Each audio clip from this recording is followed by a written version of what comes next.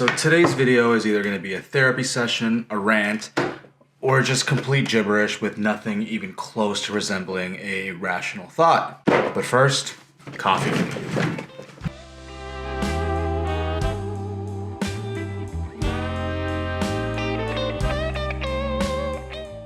It gets pretty cold in January in Toronto. So I decided to get my own espresso machine. It's been fun learning the science of coffee and learning how to get my dose just right to pull the best espresso shot that I can. It's like a nice little new hobby.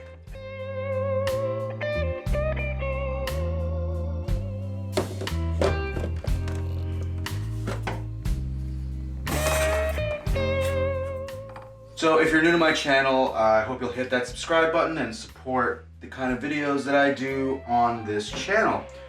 If you're not new and you've been here before, or even if you are new, I'm hoping to do an Ask Me Anything type video where you can ask me anything. Leave a comment, tell me where you're from, and I'll answer your question in a future video.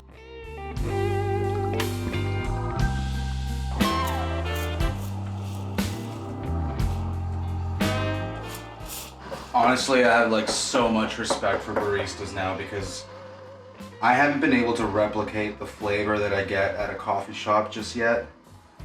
And yeah, or the latte art. I honestly don't really care about latte art too much. It just really bugs me when I can't do something very well. And this is just one of those things that I'm not good at, and that bugs me. So I don't know what that says about me. If you're a mental health professional out there, you know, maybe you can diagnose me in the comments, but for now, we got our coffee. Let's go talk.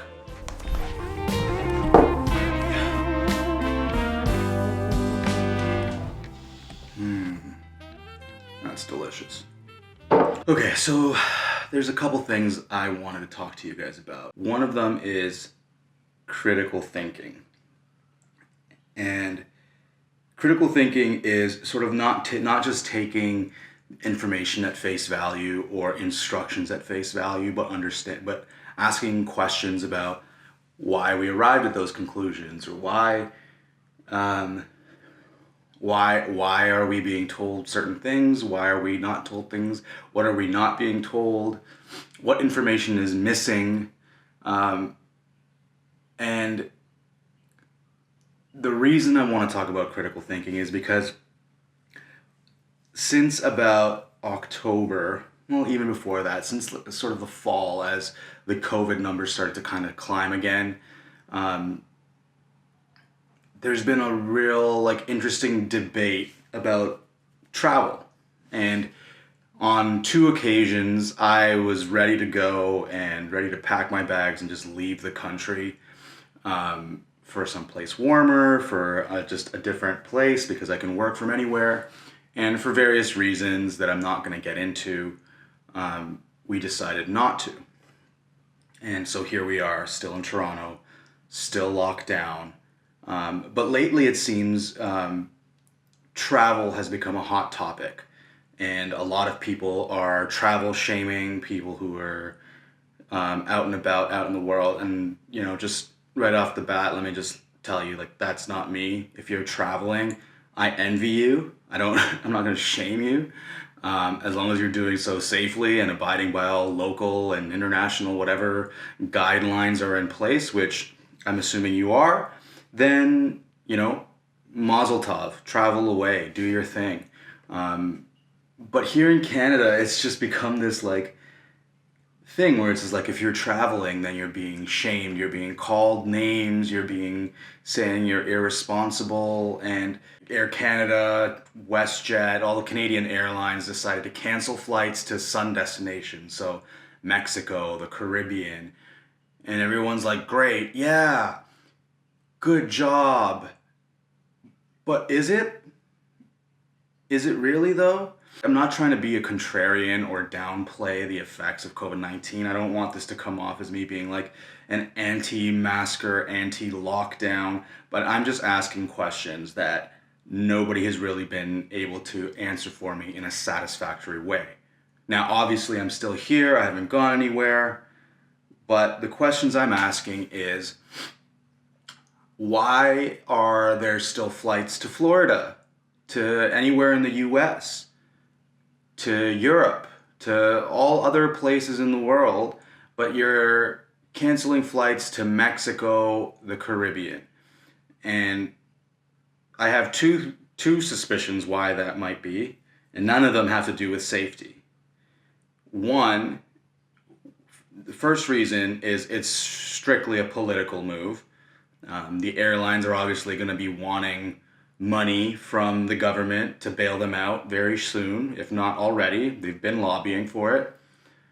So they want us to be seen as like they're contributing and they're trying to be part of the solution and not part of the problem.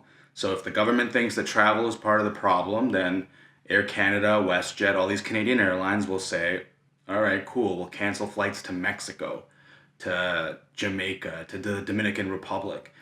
And so that's one reason that they might be doing it. Another reason might be because it's easy politically to say we're not flying to Mexico anymore. It's less easy politically to say we're not flying to the UK anymore, or we're not flying to France anymore, or any other places in like Western Europe, or even within Canada for that matter.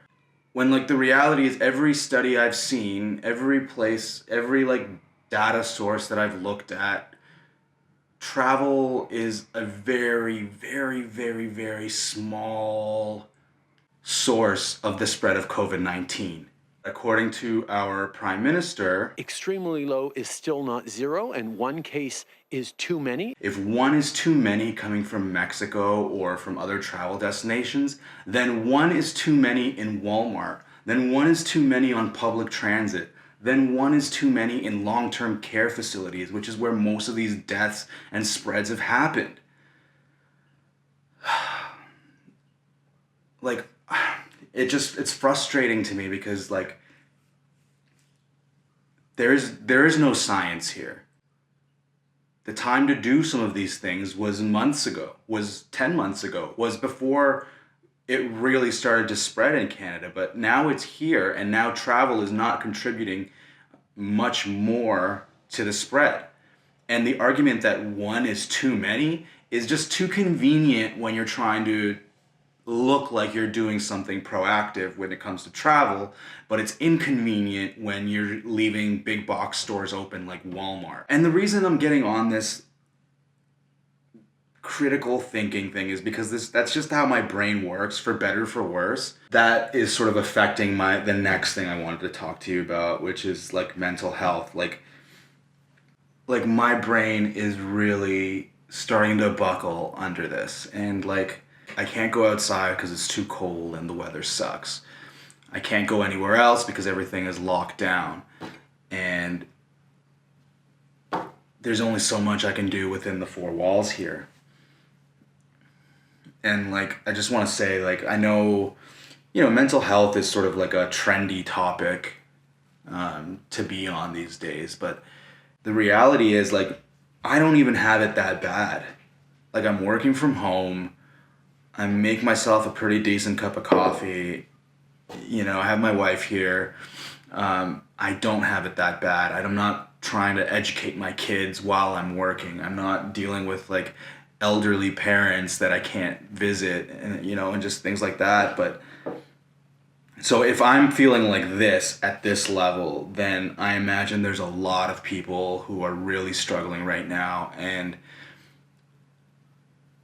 like, I mean, I don't know what to advise you to do if you're really struggling. All I can say is just try to talk to somebody, and not necessarily a mental health professional, I guess. But if you can do that, then do that. But like,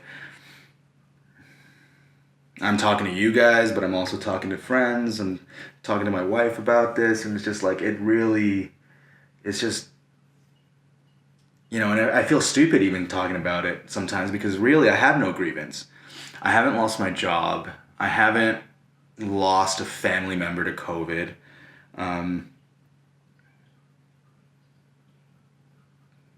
But like we've all lost something, and whether that's, some of the things that we enjoyed in life, and the social elements.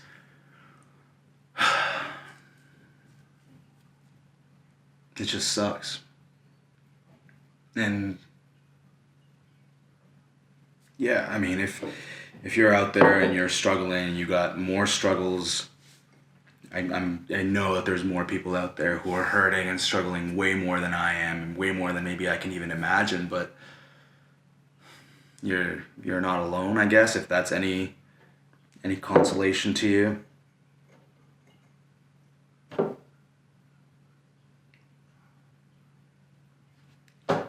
Like, how much longer are we gonna live like this, like lockdown?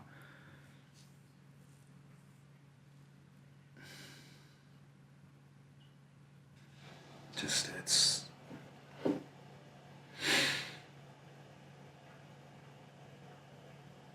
it's tough because I generally, like, come January, I get pretty, like, depressed. I get seasonal affective disorder or whatever it is, sad. I get pretty down in January, just because it's dark, it's cold. I'm like an outside kind of person. I like being able to be out there feeling the sun on my face. I definitely live in the wrong climate, but this year, even the things that I enjoyed about January are not there, and increasingly, the things that I would have done to maybe cope are not there. And, like, trying to adapt, trying to make the most out of this situation, trying to, like, find joys and find good things, but it's tough.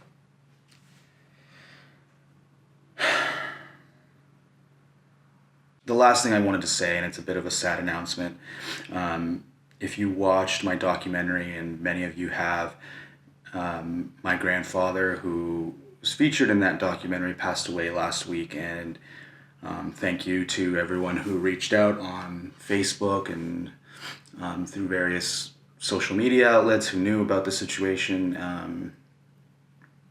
Thank you all for reaching out and sending your well wishes to me and my family, and your condolences. It just sucks because we're not going to be able to travel there. The funeral happened very quickly, and none of the family was really able to go there and just be there. But I wanted to say that because so many of you have come to this channel because of that documentary, and so many of you over the last year have subscribed through that documentary that I released, and I've received so many messages, and I've received a lot of messages over the last, however many months it's been, 7 months, I think, at this point. So over the last 7 months, I've received a lot of messages and comments from people saying how much they've connected with that story, how much they,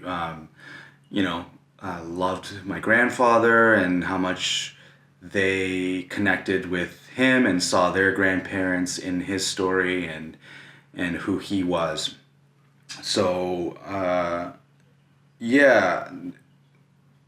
bit of a sad announcement, I know, and I wish, maybe now, wherever he is, he maybe has some idea of how many lives his story may have touched, and how many people really resonated and connected with his story.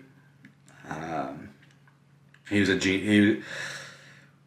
legend, and I know it's a bit of a cliche to say, but they really don't make him like him anymore. So thank you. It isn't less of a me being sad. I think I went through that and that grieving process, and got to spend some time with my family. I just wanted this video to be just a chance for me to just be real with you guys and share about where I'm at and what's been going on with me, as I'm sure some of you might be in a similar situation. I don't know what the situation's like where you're from. But certainly here in Canada, in Toronto and Ontario specifically, it's pretty clamped down. So I don't know how much longer it's going to be this way, but it's just it's frustrating. So what can you do though? Here we are. I'm going to end the video there because now I'm just kind of rambling on and on. Be well, stay safe. Thanks for listening to me, and if you're so inclined, hit that subscribe button for more videos. Probably a little bit more upbeat than this one, but who knows these days. Thanks for watching, guys. Cheers.